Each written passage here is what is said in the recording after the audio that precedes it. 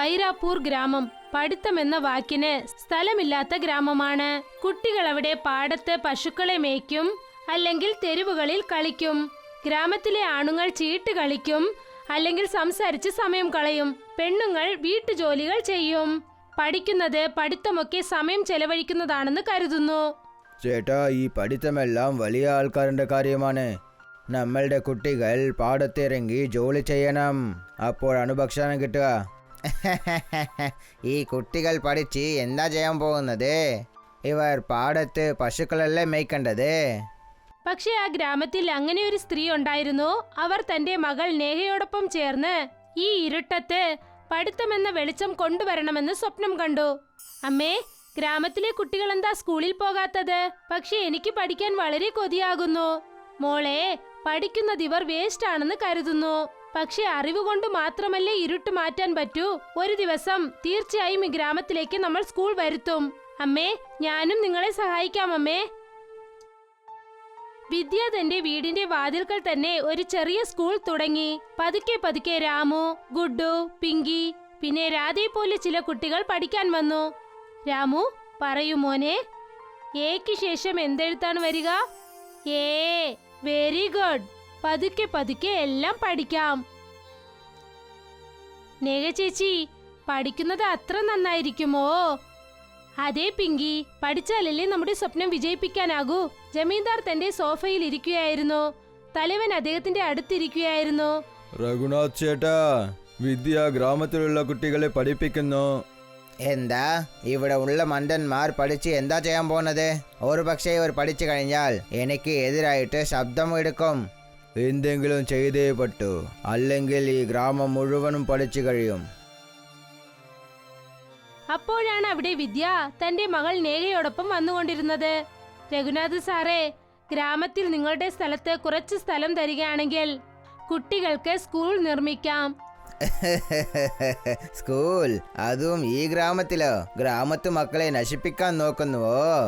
കുട്ടികൾ എല്ലാരും പഠിക്കണം, അത് അവരുടെ അവകാശമാണ്. നീ വായടയ്ക്ക്. പഠിച്ചു കഴിഞ്ഞാൽ ഇവരെല്ലാം മണ്ടന്മാരായി പോവും. ഗ്രാമത്തിലെ ഏതൊരു മാറ്റവും വരില്ല. ഇവിടെ നിന്ന് പോ. അവർ രണ്ടുപേരും വളരെ സങ്കടത്തോടെ അവിടെ നിന്നും പുറപ്പെട്ടു. വിദ്യ തന്റെ വീട് വിൽക്കാമെന്ന് നേഹയോട് സംസാരിച്ചുകൊണ്ടിരുന്നു. അമ്മേ, നമ്മൾ എന്തിനാ നമ്മുടെ വീട് വിൽക്കുന്നത്? മോളെ, കുട്ടികളുടെ പഠിത്തത്തിനായി ഈ വീട് വിൽക്കേണ്ടി വന്നാൽ പോലും നമ്മൾ തോൽക്കാൻ പാടില്ല. സ്വപ്നം വിജയിക്കാൻ ത്യാഗങ്ങൾ ചെയ്യണം. കുറച്ചു ദിവസങ്ങൾക്ക് ശേഷം വിദ്യ തന്റെ വീട് വിറ്റ് പാടത്തിനടുത്തായി ഒരു ചെറിയ സ്ഥലം വാങ്ങി. എന്നിട്ട് അവിടെ ഒരു കുടിൽ കെട്ടി ജനങ്ങളെ പഠിപ്പിക്കാൻ തുടങ്ങി. ജമീന്ദാറിന് ഇതൊന്നും അംഗീകരിക്കാനായില്ല. അദ്ദേഹം തലവനെ തന്റെ വശത്താക്കി. എന്നിട്ട് വിദ്യയുടെ സ്കൂള് നശിപ്പിക്കണമെന്ന പദ്ധതിയോടുകൂടി ബുൾഡോസർ കൊണ്ടുപോയി ആ വീട് ഇടിക്കാൻ തുടങ്ങി. കുട്ടികളൊക്കെ പേടിച്ചോടാൻ തുടങ്ങി. നേഹ ചേച്ചി, എന്തിനാ ഇങ്ങനെയൊക്കെ സംഭവിക്കുന്നത്? അമ്മേ, വിദ്യയ്ക്ക് ഇതൊന്നും താങ്ങാനായില്ല. വേദനയിൽ ശ്വാസം വിടാനാകാതെ അവർ വിഷമിച്ചു. അടുത്ത ദിവസം വിദ്യ കിടപ്പിലായി. മോളെ നേഹ, സ്വപ്നം പാതിയിൽ തന്നെ തോറ്റുപോകാൻ പാടില്ല. ഇങ്ങനെ പറഞ്ഞിട്ട് വിദ്യ മരിച്ചുപോയി. നേഹ ഏങ്ങി ഏങ്ങി കരയാൻ തുടങ്ങി. നേഹ തന്റെ അമ്മയ്ക്ക് അവസാനത്തെ ചടങ്ങുകൾ ചെയ്തു. അമ്മേ, ഞാൻ നിങ്ങളുടെ സ്വപ്നം തീർച്ചയായും വിജയിപ്പിക്കും അമ്മേ. ഈ ഗ്രാമത്തിന് തീർച്ചയായും സ്കൂൾ കൊണ്ടുവരും. ഗ്രാമത്തിലെ ജനങ്ങൾ കുറച്ചുപേർ അവിടെ ഇരിക്കുകയായിരുന്നു. നേഹ അവിടേക്ക് വന്നു. അമ്മാവ, അമ്മായി, എന്റെ അമ്മയുടെ സ്വപ്നം എന്താണെന്നാൽ ഈ ഗ്രാമത്തിലെ കുട്ടികൾ പഠിക്കണം. തനിച്ച് അവരുടെ സ്വപ്നം എനിക്ക് വിജയിപ്പിക്കാനാവില്ല. നിങ്ങൾ എല്ലാവരുടെ സഹായം എനിക്ക് വേണം. നേഹ, ഞങ്ങൾ പാവപ്പെട്ടവരാണ്. ഞങ്ങളെ കൊണ്ട് എങ്ങനെ സഹായിക്കാൻ പറ്റും? കുട്ടികളെ നിങ്ങൾ അയച്ചാൽ മാത്രം മതി. പിന്നെ നിങ്ങൾ എല്ലാരും ചേർന്ന് പാടത്ത് നിന്ന് വാഴയിലകൾ കൊണ്ടുവരികയാണെങ്കിൽ. വാഴയിലകളോ? അതുകൊണ്ട് എന്താ ചെയ്യും? നമ്മൾ വാഴയിലകൾ കൊണ്ട് സ്കൂൾ ഉണ്ടാക്കാം. ഗ്രാമത്തിലെ സ്ത്രീകളും കുട്ടികളും അതിശയത്തോടെ നേഹയെ നോക്കി. കുറച്ചു സമയത്തിന് ശേഷം കുട്ടികളൊക്കെ വാഴയില മുറിക്കുകയായിരുന്നു. നേഹ അവർക്ക് പറഞ്ഞു കൊടുത്തു. രാമു, ഇലകൾ ശ്രദ്ധയോടെ മുറിക്കണം, എന്നാലേ വലിയ ഇലകൾ നന്നായിരിക്കൂ. നേഹ ചേച്ചി, ഈ ഇല ഉപയോഗിച്ച് എങ്ങനെയാണ് സ്കൂള് കെട്ടുക? എനിക്കറിയില്ല രാമു, പക്ഷെ അമ്മ പറയും ശ്രമിച്ചാൽ കഴിയാത്തത് ഒന്നുമില്ല എന്ന്. പിങ്കിയും രാധയും കൂടി ഇലകൾ ശേഖരിച്ചു കൊണ്ടിരിക്കുകയായിരുന്നു. നേഹ ചേച്ചി, ആ സ്കൂൾ എത്ര പശ്ചിമയുള്ളതായിരിക്കുമല്ലേ? അതെ പിങ്കി, ഇത് നമ്മുടെ സ്വപ്നമാണ്. സ്വപ്നങ്ങളെ നിറങ്ങൾ കൊണ്ടല്ല, ചിന്തകൾ കൊണ്ടാണ് ജയിക്കേണ്ടത്. അപ്പോഴാണ് അവിടേക്കൊരു സ്വാമിജി വന്നത്. മോളെ, ഇത്രയും വാഴയിലകളെ നീ എന്തിനാ പറിക്കുന്നത്? സ്വാമിജി, എന്റെ അമ്മ ഈ ഗ്രാമത്തിലേക്ക് സ്കൂൾ കൊണ്ടുവരണമെന്ന് സ്വപ്നം കണ്ടു. പക്ഷേ ഈ ജമീന്ദാർ എന്റെ അമ്മയുടെ സ്വപ്നം നശിപ്പിച്ചു. ഇപ്പോൾ ഞാൻ ഈ വാഴയിലയിൽ സ്കൂൾ കെട്ടാൻ പോവുകയാണ്. വാഴയിലകൾ കൊണ്ട് സ്കൂളോ? അത് എങ്ങനെ സാധ്യം? സ്വാമിജി, എനിക്ക് അതൊന്നും അറിയില്ല. പക്ഷെ അമ്മ പറഞ്ഞിട്ടുണ്ട്, ആത്മാർത്ഥമായി ഒന്ന് വിചാരിച്ചാൽ അത് തീർച്ചയായും സാധിക്കുമെന്ന് പറഞ്ഞിട്ടുണ്ട്. മോളെ, നിന്റെ വാഴയിലകൾ കൊണ്ട് ഉണ്ടാക്കുന്ന സ്കൂൾ തീർച്ചയായും ഉണ്ടാവും. ആ ദൈവം നിന്റെ അധ്വാനത്തിനെ നശിപ്പിക്കാൻ വിടില്ല. നേഹയും കുട്ടികളും ചേർന്ന് വാഴയിലയിൽ സ്കൂൾ കെട്ടാൻ ശ്രമിക്കുകയായിരുന്നു. രാമു, ഇല കൊണ്ട് പടികെട്ടുണ്ടാക്ക്. എന്നിട്ട് ചുമരിന് ഈ വലിയ ഇല നിർത്തിവെക്ക്. നേഹ ചേച്ചി, ഇരിക്കാൻ എന്താണ് ചെയ്യേണ്ടത്? ഇരിക്കാനും വാഴയിലയിൽ തന്നെ കസേരകൾ ചെയ്യാം. കുട്ടികളും ചിരിച്ചുകൊണ്ട് പണി ചെയ്തു. കുറച്ചു സമയത്തിനകം കുടിൽ പോലൊരു പള്ളിക്കൂടം റെഡിയായി കഴിഞ്ഞു. നേഹ ചേച്ചി, നമ്മുടെ സ്കൂൾ നമ്മൾ കെട്ടിക്കഴിഞ്ഞു. അതേ രാമു, ഇത് വെറും തുടക്കമാണ്. അപ്പോഴാണ് ജമീന്ദാർ അവിടെ വന്ന് ചിരിക്കാൻ തുടങ്ങിയത്.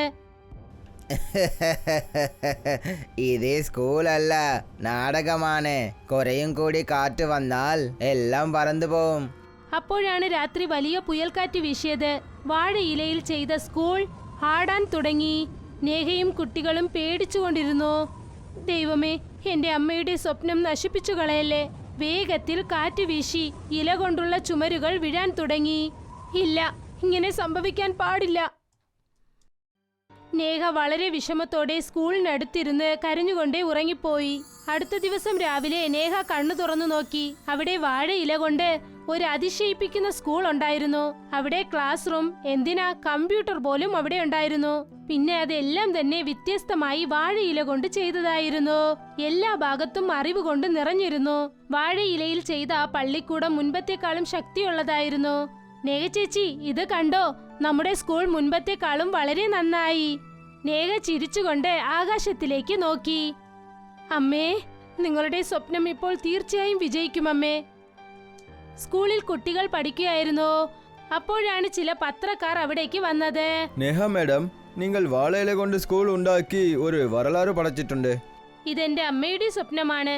ഞാൻ അത് സത്യമാക്കി മാറ്റി, അത്രയേ ഉള്ളൂ. രാത്രിയായപ്പോൾ ജമീന്ദാർ രഘുനാഥ് സിംഗ് കയ്യിൽ തീപ്പന്തത്തോടു കൂടി സ്കൂളിനടുത്തേക്ക് വന്നു. എല്ലാം ഓവറായിപ്പോയി. ഇപ്പോൾ ഈ സ്കൂളിനെ നശിപ്പിച്ചേ പറ്റുള്ളൂ. ഇപ്പോൾ ഞാൻ ഇതിനെ തീ വയ്ക്കാൻ പോകുന്നു. അദ്ദേഹം ആ സ്കൂള് തീ കത്തിക്കാനായി ശ്രമിച്ചപ്പോൾ പെട്ടെന്ന് അദ്ദേഹത്തിന്റെ കൈയും കാലും വിറയ്ക്കാൻ തുടങ്ങി. അദ്ദേഹം പെട്ടെന്ന് താഴേക്ക് വീണു. എടാ, ഇങ്ങനെ എന്താണ് സംഭവിച്ചത്? എന്റെ കയ്യും കാലും അത് ജോലി ചെയ്തിട്ടില്ലല്ലോ. ജമീന്ദാർ വേദന സഹിക്കാനാവാതെ നിലവിളിക്കാൻ തുടങ്ങി. എന്നിട്ട് കരഞ്ഞു. നേഹയുടെ സ്കൂൾ ഇപ്പോൾ വളരാൻ തുടങ്ങി. ഒരുപാട് കുട്ടികൾ പഠിച്ചിട്ട് വലിയ വലിയ ഉദ്യോഗത്തിൽ കയറി. മാം, ഇന്ന് എന്റെ പൊസിഷന് കാരണം അത് നിങ്ങൾ തന്നെയാണ്. നിങ്ങൾ എന്നെ പഠിപ്പിച്ചു, എന്റെ മേലെ വിശ്വാസം വെച്ചു. നിങ്ങൾ എല്ലാവരും തന്നെ എന്റെ സ്വപ്നം വിജയിപ്പിച്ചു. ഇപ്പോൾ നിങ്ങൾ നിങ്ങളുടെ ഗ്രാമത്തിനെ വളർത്തിക്കൊണ്ടിരിക്കുകയാണ്. നേഹ ജമീന്ദാറിനെ കാണാനായി ചെന്നു. രവി ഇപ്പോൾ ഡോക്ടറാണ്. അവനും കൂടെ ചെന്നു. രവി, ഇദ്ദേഹമാണ് രഘുനാഥ് സിംഗ്. ഇദ്ദേഹത്തിന് ട്രീറ്റ്മെന്റ് ചെയ്യേ. ഇത് അതേ പയ്യനാണ്. ഇവൻ ഒരു സമയത്ത് എന്റെ പാടത്ത് ജോലി ചെയ്തു. ഇപ്പോൾ ഇവൻ ഡോക്ടറായി. രവി ജമീന്ദാറിന് ട്രീറ്റ്മെന്റ് ചെയ്തു. കുറച്ചു ദിവസങ്ങൾക്ക് ശേഷം അദ്ദേഹം ഗുണം പ്രാപിച്ചു. അദ്ദേഹം ഗുണം പ്രാപിച്ചതിന് ശേഷം നേഹയോട് കൈ കുമ്പിട്ട് അദ്ദേഹം എന്തു പറഞ്ഞെന്നാൽ, നേഹ മോളെ, ഞാൻ നിനക്ക് വളരെ തെറ്റ് ചെയ്തു പോയി. നിന്റെ അമ്മയുടെ സ്ഥലം അടിച്ചു മാറ്റി, നിന്നെ കളിയാക്കി, പിന്നെ നിന്നെ കഷ്ടപ്പെടുത്തി. ഞാൻ കാരണമാണ് നിന്റെ അമ്മ നേരത്തിന് മുൻപ് തന്നെ പോയി. എങ്കിലും നീ എനിക്ക് സഹായം ചെയ്തു. കാരണം ഞാൻ പഠിച്ചവൾ, നിങ്ങൾ പഠിക്കാത്ത ആളാണ്.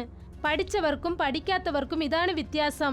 പ്രതികാരം ചെയ്യുന്ന ബുദ്ധി നമ്മളെ നശിപ്പിച്ചു കളയും. പഠിച്ചവർ ഒരിക്കലും പ്രതികാരം ചെയ്യാറില്ല. അവർ ഈ സമുദായം മാറ്റാനായി ശ്രമിക്കുകയാണ്. നേഹ കുട്ടികളോടൊപ്പം കളിക്കുകയായിരുന്നു. അപ്പോൾ പെട്ടെന്ന് മുൻപേ നേഹയ്ക്ക് അനുഗ്രഹം നൽകിയ അതേ സ്വാമിജി അവിടേക്ക് വന്നു. സ്വാമിജി, നിങ്ങളോ? നിങ്ങൾ അതേ സ്വാമിജിയല്ലേ? നിങ്ങളല്ലേ എന്നെ ആദ്യം അനുഗ്രഹിച്ചത്? മോളെ, നിന്റെ വിശ്വാസവും ധൈര്യം കണ്ടാണ് ഞാൻ വളരെ സന്തോഷത്തിലായത്. മാത്രമല്ല, എവരിലാണ് സത്യവും വിശ്വാസവും ഉള്ളതോ അവരിന് അത്ഭുതത്തിന് ഒരാവശ്യവുമില്ല. എല്ലാറ്റിനും കാരണം നിങ്ങളുടെ അനുഗ്രഹമാണ്. ഇന്ന് എന്റെ സ്വപ്നം വിജയിച്ചിരിക്കുന്നു. ഇപ്പോൾ നിന്റെ വാഴയിലെ സ്കൂൾ മൊത്ത ലോകത്തിലും ഫേമസ് ആയിട്ടുണ്ട്. നീ നിരൂപിച്ചിട്ടുണ്ട്, അതായത് പഠിത്തത്തിനേക്കാളും പെരിയ പൊക്കിഷമല്ല. സ്വാമിജി നേഹയെ അനുഗ്രഹിച്ചിട്ട് അവിടെ നിന്നും പുറപ്പെട്ടു പോയി.